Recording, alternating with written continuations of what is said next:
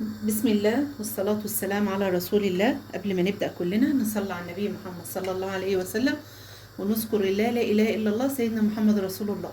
وقبل أي حاجة ندعي لإخواتنا في فلسطين وغزة ولبنان والسودان وسوريا وجميع الدول العربية، اللهم انصرهم نصر عزيزا مقتدر، اللهم آمين.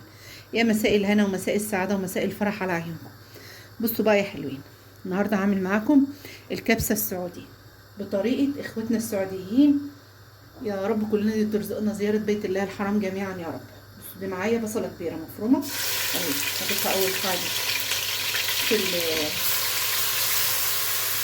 هضيفها أول حاجة في قلب الحلة. طبعا الحلة اللي مولعة عليها وضايفة لها ايه، وضايفة فيها شوية زيت. هبدأ إن أنا أقلب البصلة حلو زي ما انتوا شايفيني كده. ومعايا هنا في شوفوا بقى ان انا قلت الحله دي معلش بقى لجوه على ما البصله فيها تصفر. معايا هنا الجريلا هسيبها لما تسخن وابدا هضيف لها حبه زيت صغيرين يعني مش كتير. و شوفوا بقى هبدا اضيف لها حبه زيت صغيرين كده زي ما انتم شايفين. الزيت بقى طبعا هو سخن معايا، ضفت الزيت ليها وسبته لما يسخن قوي. بعد كده معايا هنا دي الفرخه هبدا ان انا احطها في قلب البتاع تاخد طبعا انت بتحطي الفراخ الكميه اللي انت عاوزاها.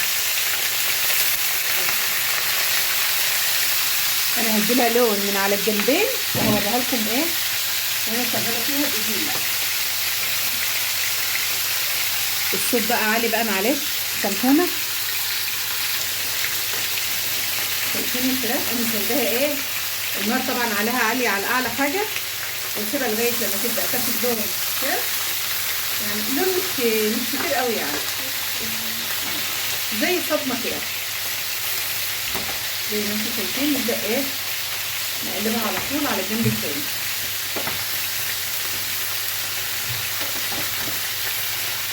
هنا معانا طبعا على الحله الثانيه معانا البصله سايباها جدا. هو المفروض بس انا يعني دي كانت غلطه مني، المفروض ان انا كنت حمرت هنا في الحله الاول الفراخ، بس هي بقى اجت غلطه، بس الحمد لله لحقت وصلحتها. شوفوا بقى ان ده الصدمه بس الفراخ اهو. هبدا انقلها هتتباع بقى كلها كده اهو بعضها في قلب البصله مع بعض اهي. هسيبها بقى تاخد وتدي بشكل ودي وزي ما انتوا شايفين كده. بقى نقلبها بقى نعمل بس عدتنا في قلب الفراخ، نعدي الفراخ يعني في قلب البصله. هسيبها بقى تاخد تشويحه حلوه ونشوف هنحط ايه تاني عليها. شايفين الفراخ اخدت لون حلو اهي مع البصله زي ما انتم شايفين. نبدا نضيف لها بقى بعد كده معايا هنا دي جزرايه مبشوره، ابدا اضيف لها الجزرايه وبرده ندي لها تشويحه حلوه مع بعضها. بصوا انا همسكها كده ابدا نديلها تشويحه زي ما انتم شايفين كده، تاخد وتدي مع بعضها كده بشكل بشكل ودي. اخدين بالكم معايا ولا مش اخدين؟ نبدا بقى بعد ما احنا حطينا لها هو الجزرايه. معايا هنا نص معلقه صغيره توم، تمام. هنبدا بقى نقول دول عايزين قرفه، 2 لومي، معلقه كبيره معلقه كبيره مرقه فوريه، معلقه صغيره ملح، نص معلقه بصل بودر، نص معلقه توم بودر، نص معلقه جنزبيل، نص معلقه بهارات فراخ، نص معلقه فلفل. هضيف كل البهارات ديت كده معاكي. ولسه معايا البابريكا، الكاري، ومعايا الكركم، ومعايا كمان الحاجه بقى اللي هتدي لها اللون الاصلي كله معايا للكبسه السعودي، لون الزعفران. طبعا انا هحط لها كمان 3 فصوص حبهان، لان هي برضو الكبسه بتتعمل بالحبهان. وشوفوا ده الكاري هضيف بس الكاري عليها كده. انا اسفه بقى انا ضفت الكركم وما كنتش فاتحه الكاميرا. ده معايا ده لون زعفران، انا بضيفه على طول ايه عليها زي ما انتم شايفين كده، بيديلها لون وريحه وبيخليها ايه تحفه. اقلب بقى كله مع بعضه كده زي ما انتم شايفين كده. شفتوا اخدت بالكم بقى اللون اتغير ازاي، والريحه بقى ما اقولكوش بجد الريحه تحفه. البهارات والحاجات اللي محطوطه دي كلها مع الخلطه مع الجزر مع البصل مع الفراخ، بجد الريحه رهيبه. جربوها. وعايزين بقى طبعا اللي بيتابعوني من الدول العربيه، انا عاوزاكم تقولوا لي إيه على الوصفات الاكل بتاعتكم اللي انتم مشهورين بيها، وتعرفوني بيها علشان ايه اعملها، وناخد كلنا ونتعلم من بعض، وناخد فكرة عن بلادنا، لان احنا كلنا اخوات. بعد ما بقى هي اخدت البتاع اخدت لون حلو، هبدأ اضيف لها دول 3 طماطميات مفرومين في الكبة، هقلبهم معاها حلو اهو زي ما انتم شايفين كده. شايفين اللون رهيب بجد. لون الزعفران دول بينقلك الحاجة في ناحية تانية خالص، في حتة تانية خالص. شايفين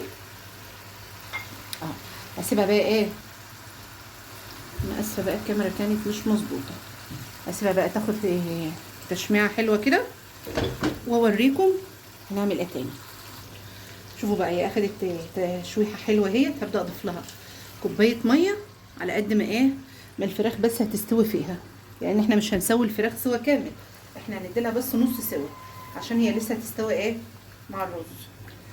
اقلبها بس تقليبه حلوه كده، واسيبها تغلي شويه. طبعا بهدي عليها النار حبه لان النار عاليه على الاخر، بهدي عليها النار شويه واسيبها لما هي تبقى نص سوا، واوريكم هنعمل ايه تاني. شوفوا ما شاء الله الفراخ بقت نص سوا. هبدا دلوقتي ان انا اضيف لها الرز. طبعا انا معايا هنا دي كوبايه ونص رز بسمتي مغسول مش منقوع، يعني انا ما نقعتوش، انا غسلته بس. طبعا علشان هو مش منقوع فانت طبعا هتضطر بتزودوا له الميه بتاعته شويه زي ما انتم شايفين كده. دي معايا ميه مغليه بضيفها بس علشان اسرع وقت السوا زي ما انتم شايفين. طبعا بتظبطي ملحك بقى وحاجتك. اسيبها بقى متولع عليها، اسيبها بقى لغايه لما تتشرب خالص، وارجع اوريها لكم في النهايه. شوفوا بقى الجمال والحلاوه بعد ما خلصت. شوفوا بقى قولوا ما شاء الله ما شاء الله، وتسلم ايدك يا اموله. شايفين الحلاوه والجمال، شايفين الكبسه، شايفين قولوا شايفين وقولوا عارفين. نمسك بقى بقيه الرز بتاعنا ده اهو، نحطه بقى كده فيها. عارفين بقى احلى حاجه في الاكله ديت كلها حبه الرز المتحمرين ده همتي اللي في الحله من تحت. شايفينهم ده هم دول احلى حاجه بقى في الاكله كلها. شايفين الجمال والحلاوه اهو. طلع بس الفراخ بتاعتنا كده ابينها لكم. بنرجع بقى الرز اللي واقع على المفرش ده كاننا مش شايفين اللومي. رايكم بقى جربوها وبطريقتي علشان تقولوا لي في التعليقات. تسلم ايدك يا اموله. زوقي اكلك وحطيه زيني كده اهوتي علشان ولادك نفسهم تتفتح على الاكل. شايفين الجمال والحلاوه. رايكم بقى. اظن مفيش احلى ولا اطعم من كده ولا اشيك من كده، وكل حاجه ما شاء الله عليها. الوصفه كامله شايفين دي النهايه بتاعتها. جربوها. استودعكم الله، دمتم في رعايه الله، مع الف سلامه. وما تنسوش تعملوا اشتراك للقناه وتفعلوا زر الجرس وتكتبوا لي تعليق حلو زي قلبكم. مع الف سلامه.